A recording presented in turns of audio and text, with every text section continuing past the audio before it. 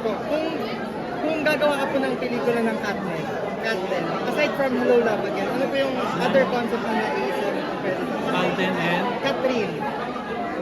unang-una babaguhin ko si Alden. Hindi yung glamour boy na image niya. Kasi nandun naman lagi na eh. At alam ko na eh. Bago ako nakalimutan sa kanya na hindi natin inaasahan. Ibang iba. Hindi ko alam kung ano. Kambal, magandang ugali, na naipit sa gitna si Catherine. May love story pa rin, pero may suspense. Ayun, basta iba. Kasi I think marami pang ilalabas si Alden. Like, sa nakikita natin sa Pulang Araw, parang ibang-iba yung itsura niya, iba yung may nakikita ka mula sa loob niya. Na iba. Yeah. So marami ka pang mahuhugot sa kanya. Same thing with Catherine. Parang ang dami pang pwedeng hinugugotin sa kanya. Pwede mo pa siyang balibag. You're willing to work, so ibig sabihin, you're willing to work with them together? Yes. I've always wanted to work with the young stars, from Alden to, well, Catherine to even Daniel and Julia Barreto. Lahat, exciting yung young stars natin ngayon. Nagko-collaborate na po lahat, si Joshua and si Julia. Yes, nice. Even if medyo down ang movies ngayon, parang exciting times kasi maraming possibilities. And any expectations since nababanggit na, napag-usapan na po natin ni Catherine, any expectations sa movie nila na Hello Love Again? Kung ano yung expect na mapapanood mo po?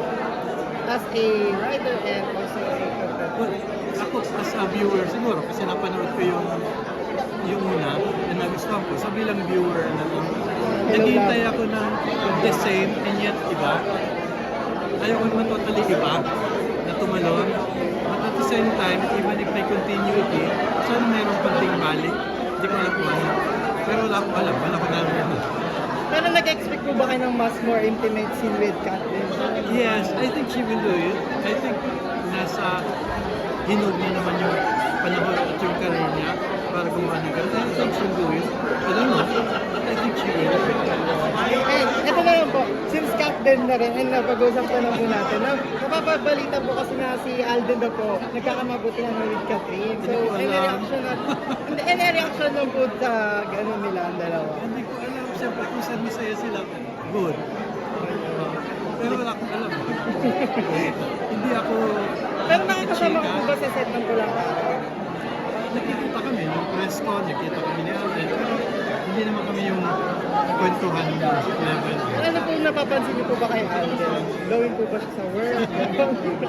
Si Alden has always been very kind na tao. Sa set man o sa labas sa set. Hindi sa pagkakakilala ko, kundi sa pagkakarinig ko sa mga katrabaho niya. Mabait siyang tao. And sa akin, personal experience ko, hindi ko siya kilala, pero nung book launch ko ng short stories ko online, umayag siya na maging isa sa mga readers. At ang hirap-hirap isahin kasi short story, hindi script. Umayag siya. Pinagbigyan, hindi ko siya kilala. And then nang namit ko siya, alam mo naman ang tao, mabait. Alam mo naman ang tao, totoong tao. So, boto ka po ba if ever kay Alden kay Catherine? Para kay Catherine.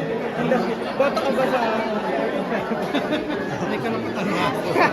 Hindi, sa ano lang naman po. Wala rin, fan ka po kasi ng Hello Love, Goodbye to God. Napanood niyo po yung palabas. Yun na, kung saan sila masaya, nasaan yung feelings nila, I think we should support and encourage. Yeah, thank you so much po. And anything to promote po or abangan po namin sa iyo, sir? Yeah, may dalawa akong pelikula sa Metro Manila Film Festival, Green Bones, GMA Pictures, and then wala, isang musical. Ipepedyo ko. So, sana panoorin natin lahat. Hindi lang yung dalawang pelikula namin, kundi lahat ng pelikula sa Abangan po namin. Yes. Thank you so much po, Direk.